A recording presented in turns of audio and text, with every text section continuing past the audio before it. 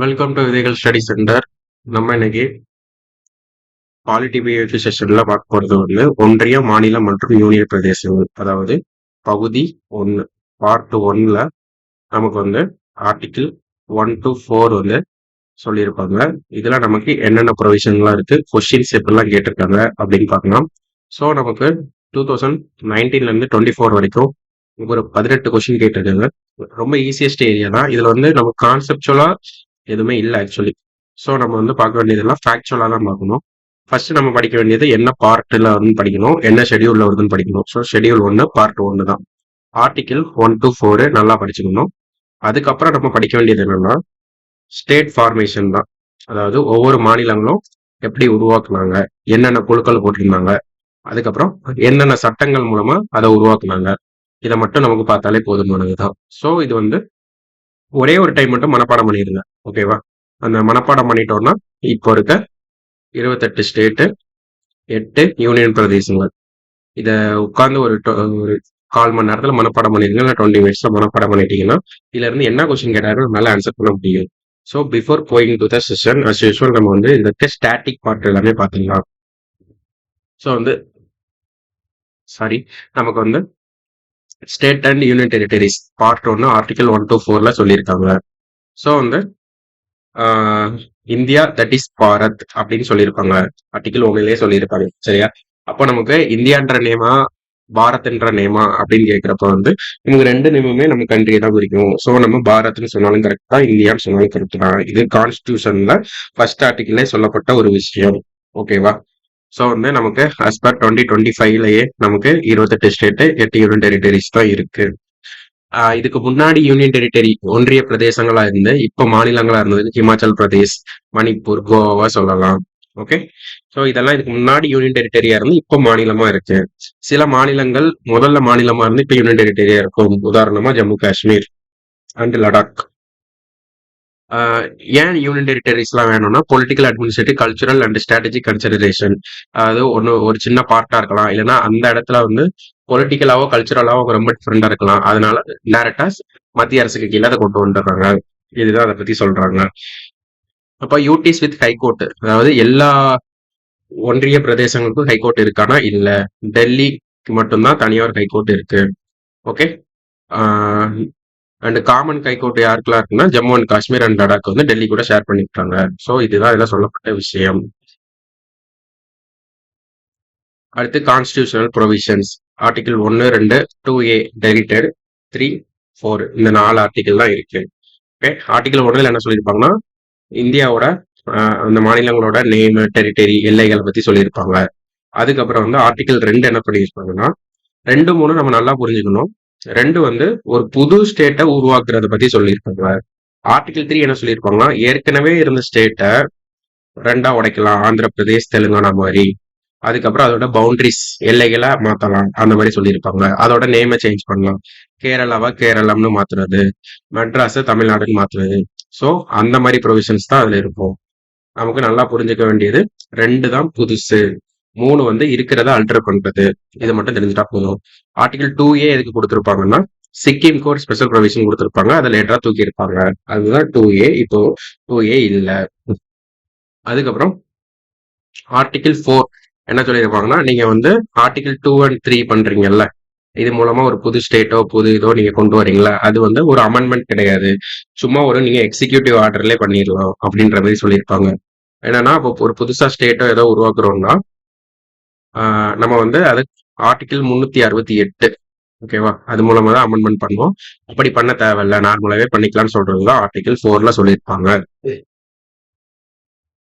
Okay, India union of states. இதுல இருக்க concept என்னன்னா அவ்வளவுதான், அதாவது மாநிலங்களின் ஒன்றியம் தான் இந்தியா. So America federation of states, ஓகேவா. மாநிலங்களின் கூட்டமைப்பு அமெரிக்காவும் மாநிலங்களின் ஒன்றியம் இந்தியாவும் சொல்றாங்க. அப்படின்னா என்ன அர்த்தம்னா யூனியனை நம்ம உடைக்க முடியாது, ஃபெடரேஷனை நம்ம உடைக்க முடியும். எப்படின்னா அமெரிக்கால இருக்க எல்லா மாநிலங்களும், ஒரு 50 மாநிலங்களும் அவங்க கையெழுத்து போட்டு நம்ம ஒரு நாடா இருப்போம் அப்படின்னு சொல்லி வந்தாங்க. அவங்க என்னைக்குனாலும் அந்த அக்ரிமெண்ட்டை மீறலாம், நான் தனி ஸ்டேட்டா போகலாம். அதனாலதாங்க டுவல் சிட்டிசன்ஷிப் இருக்கு. ஒவ்வொரு கோர்ட்டுக்கும் தனித்தனி பவர் இருக்கு. மாநிலங்களுக்கு ஒரு சட்டம், நாட்டுக்கு ஒரு சட்டம் தனியா வச்சிருக்காங்க. ஆனா நமக்கு அப்படி கிடையாது. இன்டெஸ்ட்ரக்டபிள் யூனியன், டெஸ்ட்ரக்டபிள் ஸ்டேட் அப்படின்னா அழிக்க முடியாத ஒன்றியமும் அழிக்கக்கூடிய மாநிலங்களும் ஆர்டிகல் 2, 3 படி பண்ணுவாங்கல்ல. ஸோ அதுதான் இதுல சொல்லியிருக்காங்க. ஓகே, ஸோ இது இவ்வளவு புரிஞ்சுக்கிட்டா போதும். ஓகே, ஆர்டிகல் 3 படி நம்ம என்ன படிச்சோம்? Establishment of state. அதாவது ஒரு ஸ்டேட்டை ஆல்டர் பண்றதோ, ஃபார்ம் பண்றதோ, நேம் மாத்துறதோ பண்ணலாம். ஆனா 1960 பெருபாரி யூனியன் கேஸ் பிரியாம்பிள் வந்து நம்மளோட அரசியலமைப்புன்னு ஒரு பகுதி இல்லைன்னு சொல்லியிருப்பாங்கல்ல. அந்த கேஸ்ல வந்து ஆக்சுவலா அது போடப்பட்ட கேஸ் வந்து பெருபாரின்ற ஒரு லேண்ட் வந்து பங்களாதேஷ் கொடுக்கறதுக்கான ஒரு இதுதான் ஒரு ப்ரொவிஷன் அங்க நடந்திருக்கும்.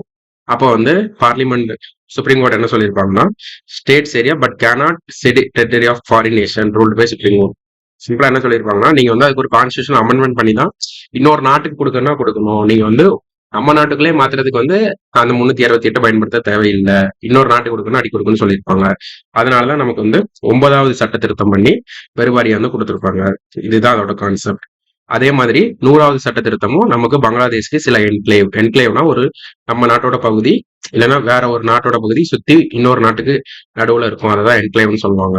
ஸோ அதையும் கொடுத்துருப்பாங்க. 100வது அமெண்ட்மெண்ட் வந்து enclaves between India and Bangladesh. நம்ம நாட்டோட சில பகுதிகளையும் அவங்க நாட்டோட சில பகுதிகளையும் நம்ம வந்து எக்ஸ்சேஞ்ச் பண்ணிப்போம். அதுதான் 100வது சட்ட திருத்தம் 2015.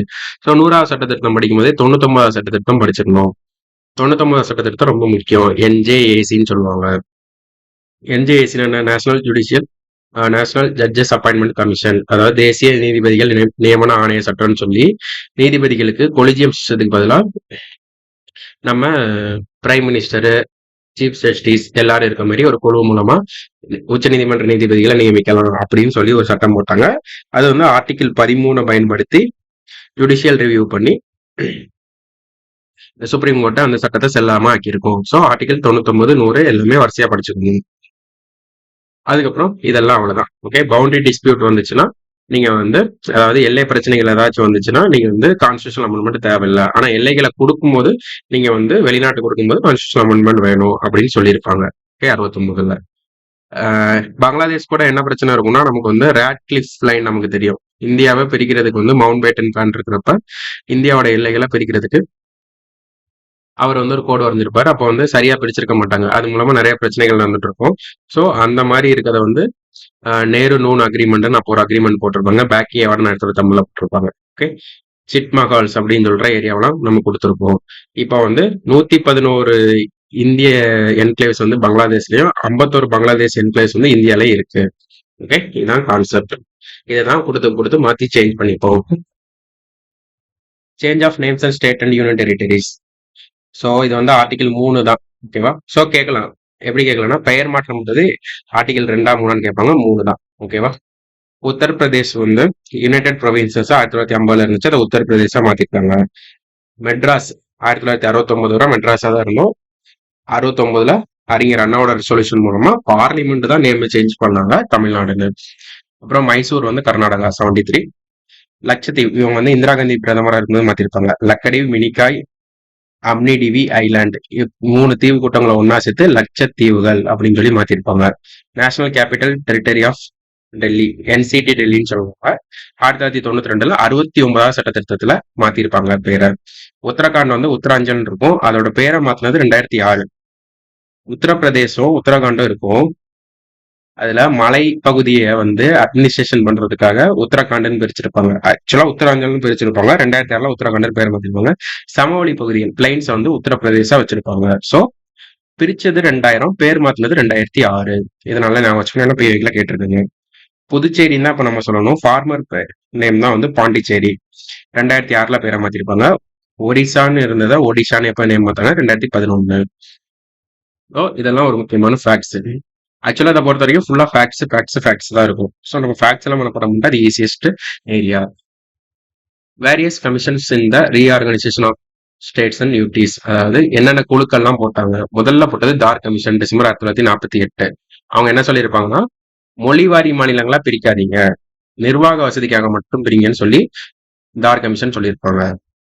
JVP கமிட்டி என்ன சொல்லியிருப்பாங்கன்னா, டிசம்பர் 1948 உடனே டிசம்பர் டு 1949 ஏப்ரல் வரை. இதுக்கு தலைவர்லாம் கிடையாது, 3 பேர் இருப்பாங்க. ஜவஹர்லால் நேரு, வல்லபாய் பட்டேல், பட்டாபி சீதாராமையா. இவங்களும் என்ன சொல்லியிருப்பாங்கன்னா, லாங்குவேஜ் படிலாம் பிரிக்காதீங்கன்னு சொல்லியிருப்பாங்க. ஸோ 1950 53 அக்டோபர்ல பொட்டி ஸ்ரீராமுலுன்னு ஒருத்தர் வந்து ஆந்திர பிரதேச ஸ்டேட்டுக்காக எங்களுக்கு வந்து தெலுங்கு பேசுற பீப்புளுக்குலாம் ஆந்திரான்னு ஒரு தனி ஸ்டேட் வேணும், மெட்ராஸ் ஸ்டேட் கூட எங்களுக்கு இருக்க வேண்டாம்னு சொல்லி பிரிஞ்சிருவாங்க. ஸோ அவர் வந்து உயிர் நீத்திருப்பாரு. தமிழ்நாட்டில் அதே மாதிரி சங்கரலிங்கனார்னு ஒருத்தர் மெட்ராஸ்ன்றது தமிழ்நாட்டுன்னு பேர் மாத்திரம் சொல்லி அவரு உயிர் நீத்திருப்பாரு. இதெல்லாம் வச்சு பாக்குறப்ப நமக்கு வந்து இந்தியாவோட முதல் மொழிவாரி மாநிலமா பிரிக்கப்பட்டது ஆந்திர பிரதேஷ். அதுக்கப்புறம் ஃபசல் அலி கமிஷன் போட்டிருப்பாங்க. அதுல வந்து டிசம்பர் 1953 டு செப்டம்பர் 1985 சொல்லியிருப்பாங்க. இந்த கமிட்டி ரிப்போர்ட் படிதான் நமக்கு ஸ்டேட் ரீஆர்கனைசேஷன் ஆக்ட் 1956 மாநிலம் மறுசீரமைப்பு சட்டம் அது வந்து போட்டிருப்பாங்க. இது வந்து ரொம்ப ரொம்ப முக்கியமான சட்டம். இது மூலமா தான் 7வது கான்ஸ்டியூஷனல் அமெண்ட்மெண்ட் கொண்டு வந்து ஒரு கவர்னர் வந்து ஒன்றுக்கு மேற்பட்ட மாநிலங்களுக்கு கவர்னரா இருக்கலாம், ஒன்றுக்கு மேற்பட்ட மாநிலங்களுக்கு வந்து காமனான ஹைகோர்ட் இருக்கலாம், அந்த மாதிரி நிறைய ப்ரொவிஷனை கொண்டு வந்திருப்பாங்க. அப்படிதான் தமிழ்நாடும் அப்போ வந்து மெட்ராஸ் ஸ்டேட்டா இருந்துச்சு. ஓகேவா, எல்லாமே அப்போ பிரிஞ்சுது. ஸோ இந்த கமிட்டி ரெக்கமெண்டேஷன் சொல்லுவாங்க, மொழி அடிப்படையில பிரிங்க, பட் ஒன் லாங்குவேஜ் ஒன் ஸ்டேட்லாம் கிடையாது, ஒரு மொழிக்கு ஒரு மாநிலம்லாம் கிடையாது, அதுக்குன்னு சில ப்ரொவிஷன்ஸ் இருக்கு. அந்த ப்ரொவிஷன் வந்து கொஸ்டின் டிஸ்கஸ் பண்றப்ப பார்க்கலாம், அதெல்லாம் சொல்லியிருக்காங்க. ஸோ வந்து நமக்கு 1956 நவம்பர் 1 அந்த டைம் தான் நமக்கு இப்போ உள்ளாட்சி தினமா கொண்டாடுறோம். ஏடிஎம்கே கவர்மெண்ட் இருக்கிறப்ப அது தமிழ்நாடு தினமாகவும், டிஎம்கே கவர்மெண்ட் இருக்கிறப்ப அது வந்து உள்ளாட்சி தினமாகவும் கொண்டாடுறோம். ஓகே, ஸோ வந்து நவம்பர் 1 1986 ஃபசல் அலி தான் தலைவர் இந்த கமிட்டிக்கு. KM பணிக்கர், HN குன்ஸ்ரோ இவங்க தான் நம்ம வந்து என்ன சொல்லியிருப்பாங்க, மொழி அடிப்படையில பிரிக்கலாம்னு ஃபர்ஸ்ட் சொல்லியிருப்பாங்க. சொன்னதுனால நமக்கு வந்து 14 ஸ்டேட், 14 மாநிலங்களும் 6 யூனியன் பிரதேசமும் அந்த டைம் வந்து நம்ம உருவாக்கி வச்சிருக்கோம். ஸோ இதெல்லாம் பார்த்துக்கோங்க. அதுக்கப்புறம் பிரிஞ்ச ஸ்டேட் என்னன்னா 1960 நமக்கு வந்து ஒரு சட்டம் போட்டிருப்பாங்க, பாம்பே ரீஆர்கனைசேஷன் ஆக்ட். பாம்பே மறுசீரமைப்பு சட்டம் போட்டு ஒரு மொத்தமா இருந்த ஒரு ஊரை 2ஆ பிரிச்சு கீழே மகாராஷ்டிரா மேல குஜராத்னு வச்சிருக்காங்க. அடுத்து 61, 62 இந்த ரெண்டுமே யூனியன் பிரதேசங்களுக்கு. தாத்ரா நகர் ஹாவேலி 10வது சட்ட திருத்தம், கோவா டாமன் டையூ 12வது சட்ட திருத்தம், புதுச்சேரி 14வது சட்ட திருத்தம். இதெல்லாம் 62, 61. ஏன் இதெல்லாம் இவ்வளவு சொல்லிட்டோம்னா இது எல்லா இயருமே படிச்சுக்கோங்க. ஆக்சுவலா இதுல ஒரு டீட்டெயில் இருக்காது, எந்தெந்த ஸ்டேட் எந்தெந்த இப்போ உதாரணமா மிசோரம் 23வது ஸ்டேட் அந்த மாதிரி இருக்குன்னா அந்த ஆர்டர் சேர்த்து படிக்கணும். ஏன்னா நமக்கு வந்து இந்தியாவின் 25வது மாநிலம் எது அந்த மாதிரிலாம் கொஸ்டின் கேட்டிருக்காங்க. ஸோ அதை சேர்த்து படிச்சுக்கோங்க. 63 நாகாலாந்து, 71 ஹிமாச்சல் பிரதேஷ், 87 மிசோரம், அருணாச்சல் பிரதேஷ், கோவா, 20 சத்தீஸ்கர், உத்தரகாண்ட், ஜார்க்கண்ட். 2014 ஆந்திரால இருந்து தெலுங்கானாவை பிரிச்சாங்க. 2019 கடைசியா 2 யூனியன் டெரிட்டரிஸ், ஒரு மாநிலத்தை 2ஆ உடைச்சு ஜம்மு காஷ்மீர் 2 லடாக்னு பிரிச்சிருப்பாங்க. ஸோ இதுதான் இதுல இருக்க முக்கியமான ஃபேக்ட்ஸ். இந்த எல்லா ஃபேக்ட்ஸுமே படிக்கணும். முக்கியமா நமக்கு வந்து கொஸ்டின்ல ரிப்பீட்டடா கேட்கறது வந்து இந்த டாமண்டை ஏரியா கேட்கறாங்க, உத்தரகாண்ட் ஏரியா கேட்கறாங்க, ஹிமாச்சல் பிரதேஷ் அந்த மாதிரி இதெல்லாம் திரும்ப திரும்ப கேட்கறாங்க. ஓகேவா, அதெல்லாம் நல்லா படிச்சுக்கணும். அப்புறம் நமக்கு ஸ்டேட் மாநிலங்கள்லாம் என்ன, யூனியன் டெரிட்டரி ஒன்றிய பிரதேசங்களுக்கு எப்படி வந்து நிர்வாகம் நடக்குது அப்படின்னு போட்டிருக்காங்க. நமக்கு வந்து இங்க ஃபெடரலா இருக்கும், இங்க யூனிடரியா இருக்கும். இதெல்லாம் நமக்கு ஆல்ரெடி தெரிஞ்சதுதான். ஏன்னா நமக்கு வந்து state list, concurrent list, union லிஸ்ட்னு 3 லிஸ்ட் இருக்கு, மத்திய பட்டியல், மாநில பட்டியல், பொது பட்டியல். ஸோ நம்ம வந்து ஃபெடரலா நம்ம கூட்டாட்சி முறையில நம்ம வந்து இங்க ஆட்சி நடக்கும் மாநிலங்கள்ல. ஆனா அங்க வந்து இங்க யூனிடேரியா தான் நடக்கும். எங்க சென்ட்ரல் கவர்மெண்ட்டுக்கு டைரக்டா கண்ட்ரோல்ல இருக்கவங்க தான் ஒன்றிய பிரதேசங்கள். ஸோ அதான் சொல்லியிருப்பாங்க, இவங்களுக்கு அட்டானமி இருக்கும், உங்களுக்கு அட்டானமி இருக்காது.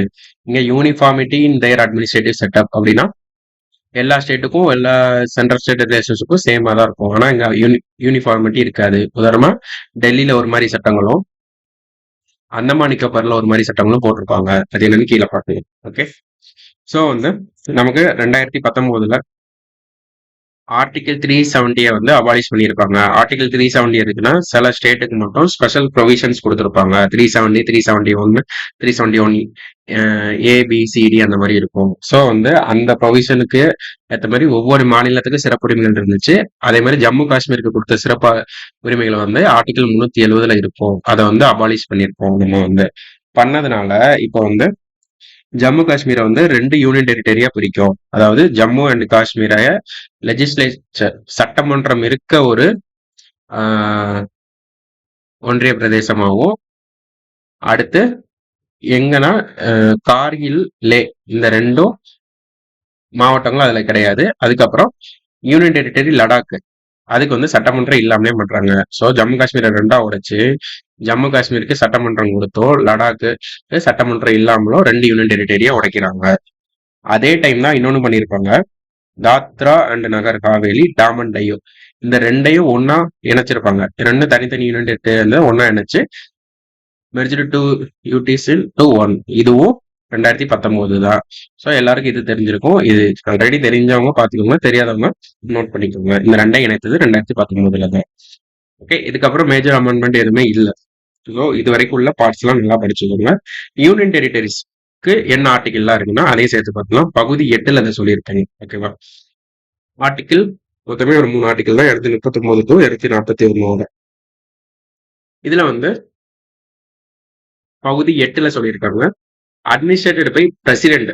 பிரசிடென்ட் தான் இதை வந்து நேரடியா ஆட்சி பண்ணுவாங்க, குடியரசுத் தலைவர்.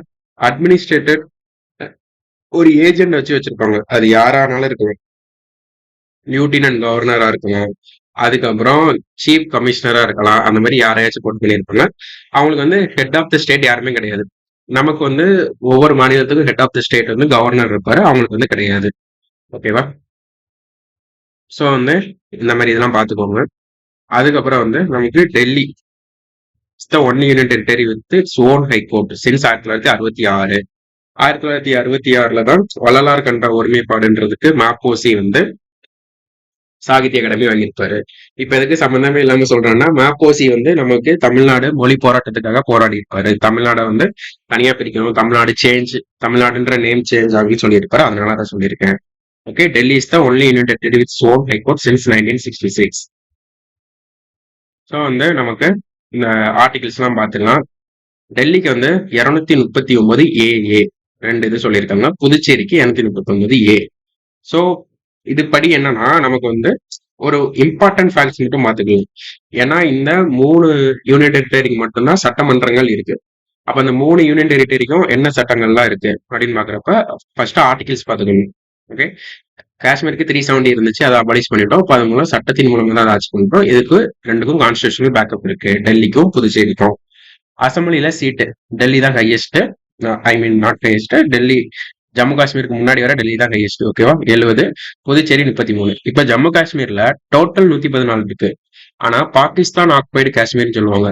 ஜம்மு காஷ்மீர் ஃபுல்லாவே நம்ம கிட்ட இல்ல, பாகிஸ்தான் முதல்ல கொஞ்சம் ஆக்குபை பண்ணிட்டாங்க. அப்படின்றப்ப 90 சீட்டு தான் ஜம்மு காஷ்மீர்ல இருக்கு. பாகிஸ்தான் ஆக்குபைடு காஷ்மீர்ல ஒரு 24 இருக்கு. அதுக்கப்புறம் மேக்சிமம் நம்பர் ஆஃப் மினிஸ்டர்ஸ், அதாவது கவுன்ஸ் ஆஃப் மினிஸ்டர்ஸ் சொல்லுவாங்கல்ல, எத்தனை பேர் இருக்கலாம்னா டெல்லியில 7, பாண்டிச்சேரியில 6, ஜம்மு காஷ்மீர்ல 9 பேர் இருக்கலாம். ஓகேவா? இப்போ வந்து லெஜிஸ்லேட்டிவ் பவர்ஸ் ஒவ்வொருத்தருக்கும் ஒவ்வொரு மாதிரி கொடுத்துருப்பாங்க. ஓகே, டெல்லியை பொறுத்த வரைக்கும் பப்ளிக் ஆர்டர், போலீஸ், லேண்டு இது எல்லாமே யாருக்கிட்ட இருக்கும்னா சென்ட்ரல் கவர்மெண்ட் கிட்ட தான் இருக்கும். டெல்லி சட்டமன்றத்தினால இது பண்ண முடியாது. ஆனா புதுச்சேரிக்கு அப்படி கிடையாது. அவங்க ஸ்டேட் அண்ட் கன்கரண்ட் லிஸ்ட்ல இருக்க எல்லாத்துக்குமே அவங்க சட்டம் போட்டுருக்காங்க. அந்த அளவுக்கு புதுச்சேரிக்கு வந்து ப்ரிவிலேஜா இருக்கு. இதுதான் நான் முன்னாடியே சொன்னது, வந்து எல்லா யூனியன் டெரிட்டரியுமே யூனிட்டரியா இருக்காது, ஆனா எல்லா ஸ்டேட்டுமே யூனிட்டரியா இருக்கும். ஒரு ஒன்றிய பிரதேசத்துக்கு சிறப்பு சலுகையும் இன்னொரு ஒன்றிய பிரதேசத்துக்கு சிறப்பு சலுகை இல்லாமலே இருக்கும். ஸோ வந்து அந்த பொசிஷன் தான் சொல்லியிருப்பாங்க. ஸோ இவ்வளவுதான் இதுல இருக்க முக்கியமான மேட்டர்ஸ். இந்த மேட்டர்ஸ்லாம் நமக்கு வந்து கொஸ்டின்ஸ் ஃபேக்சுவல் தான், ஃபுல் அண்ட் ஃபுல் ஃபேக்சுவல் தான். அதை வந்து பார்க்கலாம். ஸோ ஃபர்ஸ்ட் கொஸ்டின் என்ன கேட்டிருக்காங்கன்னா, ஒரு match the following year and that act என்னன்னு கேட்டிருக்காங்க. அந்த வருஷம் போடப்பட்ட சட்டங்கள் என்னன்னு கேட்டிருக்காங்க. ஸோ நமக்கு வந்து நல்லா தெரியும், 1963 தான் government of union territory act, அதாவது இந்திய ஒன்றிய பகுதி சட்டம் எப்பன்னு கேட்டா 1963 தான். ஓகேவா? அதுல எப்பவுமே ஞாபகம் வச்சுக்கோங்க, ஒன்றியத்துக்குன்னு போட்ட சட்டம்னா அந்த சட்டம் தான் 1963. நல்லா ஞாபகம் வச்சுக்கணும். ஓகே, 1991 என்ன சட்டம் போட்டிருப்பாங்கன்னா, நமக்கு வந்து government of national capital territory of Delhi act 1992 நடைமுறைக்கு வந்திருக்கும். ஸோ அந்த சட்டம் வந்து தேசிய தலைநகர் டெல்லி ஒன்றிய பகுதி சட்டம் 1991, 92 அந்த time. Okay, 1971 prevention of insults to national honour act, அதாவது நாட்டோட பெருமை அவமதிக்கப்படுவதை தடை செய்யும் சட்டம். அதாவது இந்த தேசிய கொடி அதெல்லாம் நம்ம வந்து இது பண்ணக்கூடாது, அவமதிக்க கூடாது, அந்த மாதிரி சொல்ற சட்டம் தான் இது. இது அடிப்படை கடமைகள்ல வந்து நமக்கு ஆக்சுவலா வரும்.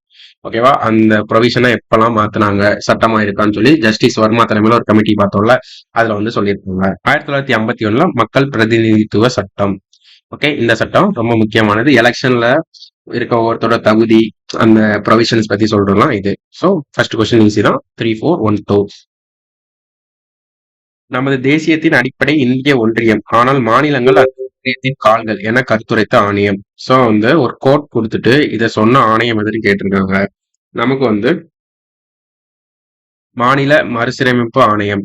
ஓகேவா? இது வந்து நமக்கு 1953 ஃபசல் அலி கமிஷன் போட்டாங்கல்ல, அதோட இன்னொரு பேர் தான் அந்த பேரு. ரிப்போர்ட் கொடுத்தது செப்டம்பர் 1985. அவங்க தான் இதை சொல்லியிருப்பாங்க.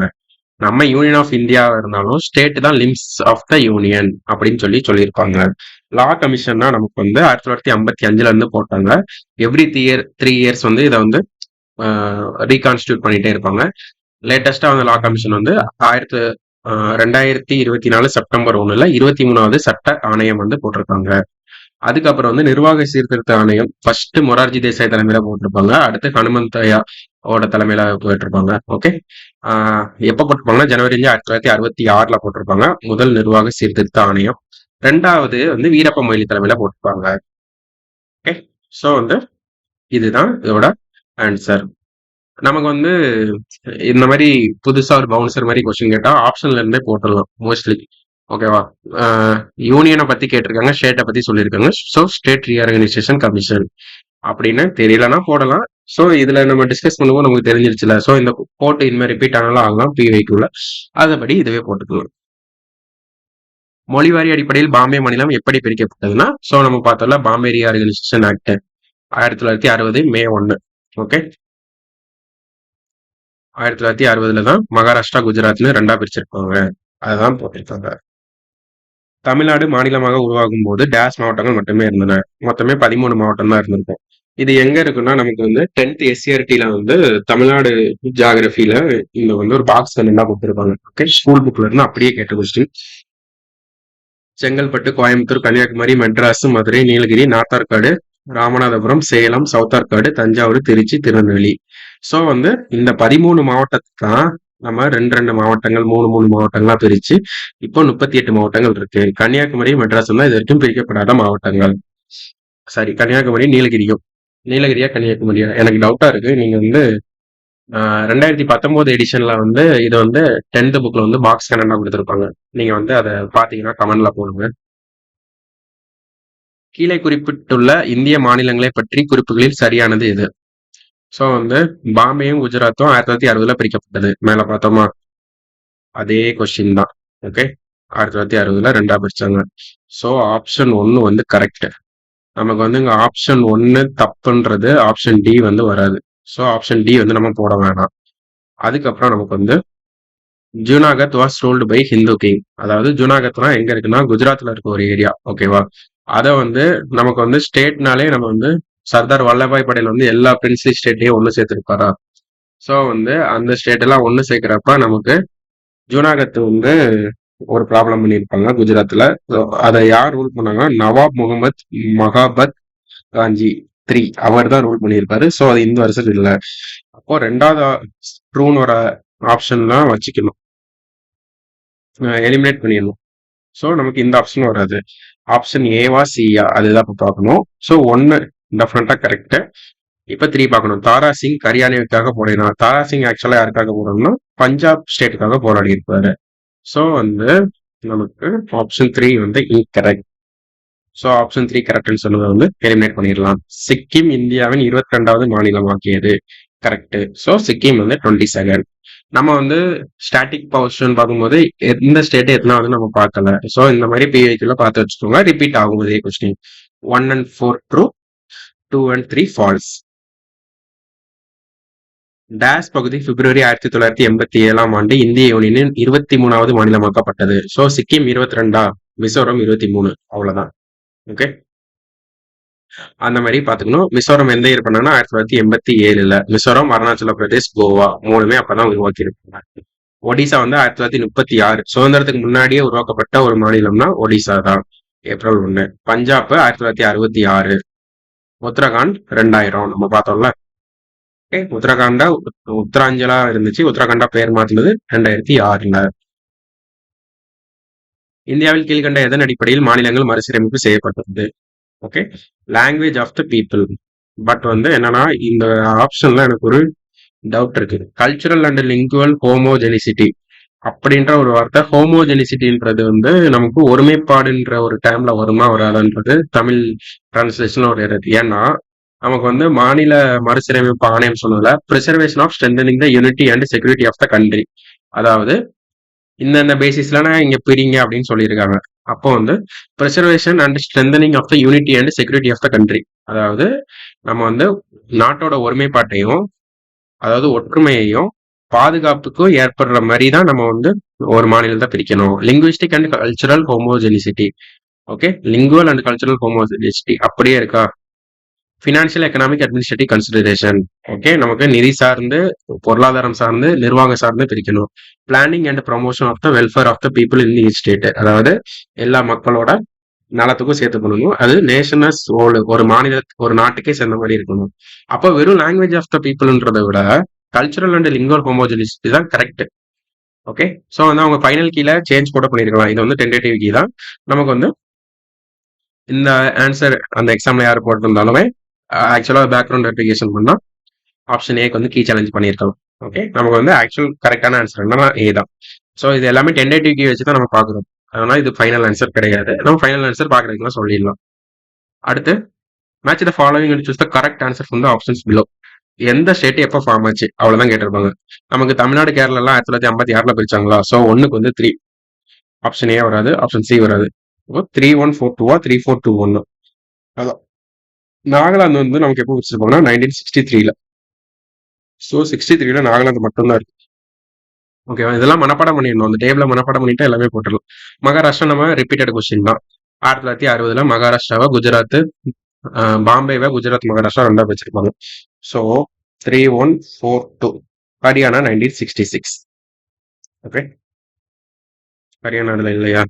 ஓகே, ஹரியானா வந்து 1966 வந்து பிரிச்சிருப்பாங்க. அடுத்து பஞ்சாப் மாநிலம் பஞ்சாப் மற்றும் ஹரியானாவாக பிரிக்கப்பட்டுள்ளது எப்போது? 1966. ஸோ புரியுதா உங்களுக்கு? கேட்ட கொஸ்டினே தான் திரும்ப திரும்ப ஃபார்மேட்டை மட்டும் மாத்தி கேட்கிறான். நம்ம அந்த ஃபேக்டை மனப்பாடம் பண்ணிட்டாலே போதும். மதராஸ் மாநிலம் தமிழ்நாடு என்ற பெயர் மாற்ற வேண்டி விருதுநகர் சங்கரலிங்கனார் உண்ணாவிரதம் வந்து வைத்திருந்தார். இது school book SCRT political science அரசியல் அறிவியல் உங்களுக்கு அப்படியே இருக்கும். 1956 அக்டோபர் 2022 குரூப் 2 பிரிலிம்ஸ்ல கேட்ட கொஸ்டின் இது. ஓகே, 27 ஜனவரி 1956 மாப்போசி வந்து ஜெனரல் ஆல் பார்ட்டி கான்ஃபரன்ஸ் அனைத்து கட்சி கூட்டத்தை கூட்டிட்டு அவர் வந்து கடையெடுப்பு எல்லாமே ஏற்படுத்தி சொல்லியிருப்பாரு. சங்கரலிங்கனார் வந்து 27 ஜூலை 1956 இருந்து 13 அக்டோபர் 1956 வரை உண்ணாவிரதம் இருந்து செத்து போயிருப்பாரு. விருதுநகர்காரர் இவர். ஓகே, அவரை பத்தி ஒரு சின்ன பாக்ஸ் ஸ்கூல் புக்ல இருக்கும், அதை அப்படியே படிச்சுக்கோங்க. தனி ஆந்திரா மாநிலம் கோரி உண்ணாவிரதம் இருந்து உயிரிழந்தவர் பொட்டி ஸ்ரீராமுலு 1952 to 53. இவர் தான் இந்த போராட்டத்தை நடத்தியிருப்பாரு. ஓகே, பாத்தீங்களா, பொட்டி ஸ்ரீராமுலு, பொட்டி சுப்பராயலு கொடுத்திருக்காங்க. அடுத்து ஸ்ரீனிவாசன் இதுவும் கிடையாது, ஸ்ரீராமுலு. டி பிரகாசம் யாருன்னா நமக்கு ஆந்திர கேசரின்னு வர சொல்லுவாங்க. நமக்கு வந்து சால்ட் சத்தியாகிரகம் எல்லாத்துலயுமே இங்க பார்ட்டிசிபேட் பண்ணியிருப்பாரு. 30 ஏப்ரல் 1946 வர நமக்கு வந்து தமிழ்நாடு சிஎம்ஆ இருந்திருப்பாரு இவர். தமிழ்நாடு மீன்ஸ் அப்ப இருந்த மெட்ராஸ் ப்ராவின்ஸ். சுதந்திரத்துக்கு முன்னாடி தமிழ்நாட்டுக்கு சிஎம்ஆ இருந்தது இவர் தான். ஓகே, அதுக்கடுத்து பிரகாசத்தோட அமைச்சரவையில யாரெல்லாம் இருந்தாங்கன்னா லேபர் மற்றும் இண்டஸ்ட்ரி, அதாவது தொழிலாளர்கள் மற்றும் தொழில்துறை அமைச்சரா இருந்தது விவி கிரி. விவி கிரி யாருன்னு தெரிஞ்சா கமெண்ட்ல பண்ணுங்க. அடுத்து ஹெல்த் மினிஸ்டரா இருந்தது ருக்மணி லட்சுமிபதி. இவங்க தான் முதல் பெண் அமைச்சர் தமிழ்நாட்டுல. ஓகேவா, இவங்க தான் ஃபர்ஸ்ட் எம்எல்ஏ. எம்எல்சி யாருன்னா முத்துலட்சுமி ரெட்டி அவர்கள். எம்எல்ஏ யாருன்னா ருக்மணி லட்சுமி. உப்பு சத்தியாகிரகத்துல பங்கேற்று முதல் அபதாரம் கட்டிய பெண்மணி இவங்க தான். அடுத்து ஃபுட் உணவுத்துறை அமைச்சரா இருந்தது TSS Rajan. Okay, Arunachal Pradesh become full fledged ஸ்டேட்டா. எப்போ அருணாச்சல பிரதேஷ் வந்து முழு ஸ்டேட்டா மாறுச்சுன்னா 20 பிப்ரவரி 1987. இது வந்து ரொம்ப ஒரு பவுன்சரான கொஸ்டின் தான். நமக்கு வந்து அந்த டேட்டோட எல்லாம் நம்ம வந்து பார்த்துருக்க மாட்டோம். ஓகே, 1987ன்றது வந்து நமக்கு தெரியும். மிசோரம், அருணாச்சலம் பிரதேஷ், கோவா எல்லாம் வந்திருக்கும். பட் வந்து வித் டேட்டோட கேட்டிருக்காங்க. ஸோ வந்து ஞாபகம் வச்சுக்கோங்க, ரிப்பீட் ஆச்சுன்னா போட்டுடலாம். 20 பிப்ரவரி 1987. Which state was first formed on the basis of linguistic India? அதான் ஆந்திரா 1953. எந்த சட்டத்தால் உத்தராஞ்சல் என்ற பெயர் உத்தராகண்ட் என்ன பண்ணப்படுது? நல்லா பாத்துக்கோங்க, நமக்கு வந்து 2000 வந்து உத்தரப்பிரதேஷ் உத்தரகாண்ட் பிரிச்சிருப்பாங்க. ஆனா உத்தரகாண்டோட உண்மையான பேரு உத்தராஞ்சல் தான். அதுக்கப்புறம் ஸ்டேட் ரீஆர்கனைசேஷன், அதாவது Uttaranchal alteration of name act 2006 போட்டு 2007 தான் பேரு உத்தரகாண்ட்னு இப்ப இருக்க ஸ்பெஷல் நேமா மாத்திருக்கோம். இது 27வது மாநிலம். ஓகேவா? இப்போ நான் அதெல்லாம் சொல்றேன்ல, சொல்லும்போது நீங்க வந்து உங்களுக்கு தெரியாத ஃபேக்ட் அப்படிலாம் இருந்துச்சுன்னா, அத மட்டும் எழுதி வச்சு அத மட்டும் திரும்ப திரும்ப படிங்க. 22வது ஸ்டேட் எது? 23வது ஸ்டேட் எது? 27வது ஸ்டேட் எது? 1987 அந்த ஸ்டேட்ட பிரிச்ச டேட் என்ன? அதெல்லாம் சொன்னேன்ல. அதெல்லாம் தான் நமக்கு வந்து இதுல தேவை. டிஐக்கு வந்து அத நல்லா மனப்பாடம் பண்ணிட்டு, மத்த ஸ்டேட்டுக்கும் டைம் இருக்கும்போது ஒரு 10 நிமிஷம் ஸ்பெண்ட் பண்ணீங்கன்னா கூகுள்ல இருந்து எடுத்து போட்டுறலாம். மாநிலங்களின் மறுசீரமைப்பு ஆணையம் அமைக்கப்பட்ட ஆண்டு 1953. ஃபைசல் அலி கமிஷன். மேகாலயா தனி மாநிலமாக உருவான ஆண்டு 1972. ஓகேவா? அஸ்ஸாமுக்கு வந்து ஒரு கதை இருக்கும். 1970 ஆட்டோ ஸ்டேட் அஸ்ஸாம் சொல்லி பிரிச்சிருப்பாங்க, என்ன பண்ணிருப்பாங்க. ஸோ மேகாலயா உருவான ஆண்டு வந்து 1972. ஃபார்மேஷன் ஆஃப் கேரளா ஸ்டேட் இந்த இயர் 1956. கேரளா தமிழ்நாடு எல்லாமே ஒன்னதான் ஃபார்மேஷன் ஆயிருக்கும். மாநில மறுசீரமைப்பு ஆணைய சட்டத்தை போட்டு. Which of the following was the part D state in the union territory of India 1950. So வந்து ஸ்டேட் வந்து பார்ட்டி ஏபிசிடின்னு ஃபர்ஸ்ட் பிரிச்சு வச்சிருப்பாங்க. அதுக்கப்புறம் 1956 சட்டம் போட்டதுக்கு அப்புறம் தான் இந்த பார்ட்டி ஏபிசி எல்லாம் அபாலிஷ் பண்ணிட்டு மொழிவாரி மாநிலமா பிரிச்சிருப்போம். அது வரைக்கும் பிரிட்டிஷோட பகுதி ஏபிசிடி அந்த மாதிரி தான் வச்சிருப்பாங்க. ஸோ பார்ட்டி ஏனா யாரு அப்படின்னா கவர்னர் ப்ரொவின்சஸ், அதாவது ஆளுநர்கள் அப்ப ஆண்டாங்கல்ல, அது எல்லாமே பார்ட்டி ஏ. அடுத்து பார்ட் பி என்னன்னா பிரின்ஸ்லி ஸ்டேட் வித் லெஜிஸ்லேச்சர், சுதேச அரசர்கள் இருப்பாங்க, சட்டமன்றம் இருந்திருக்கும் அந்த ஏரியா. பார்ட் சினா இப்ப வந்து chief commissioner provinces and some princely states, அதாவது இந்த சட்டமன்றம் இல்லாம சீஃப் கமிஷனர் ப்ராவின்சஸ் அந்த மாதிரிலாம் இருக்குல்ல, அதாவது பார்ட் சினா இப்ப இருக்க யூனியன் டெரிட்டரி மாதிரி. இது யூனியன் டெரிட்டரி வித் சட்டமன்றம் மாதிரி, இது வந்து ஸ்டேட் மாதிரி. பார்ட் டி வந்து என்னன்னா நமக்கு ஒரே ஒரு யூனியன் டெரிட்டரி தான், அந்தமான் நிக்கோபார். அது ஒரு தனி தீவு கூட்டமா இருந்துச்சு, அதனால பார்ட் டின்னு தனியா நம்ம பிரிச்சு வச்சுட்டோம். ஸோ அவ்வளவுதான் கொஸ்டின்ஸ். நல்லா எல்லா கான்செப்டும் பார்த்தாச்சு. இதுல நமக்கு தேவை ஃபேக்ட் ஃபேக்ட் ஃபேக்ட். ஃபேக்டை மனப்பாடம் பண்ணிருங்க. இல்ல என்ன கேள்வி கேட்டாலும் ஆன்சர் பண்ணிடலாம். Okay, thank you.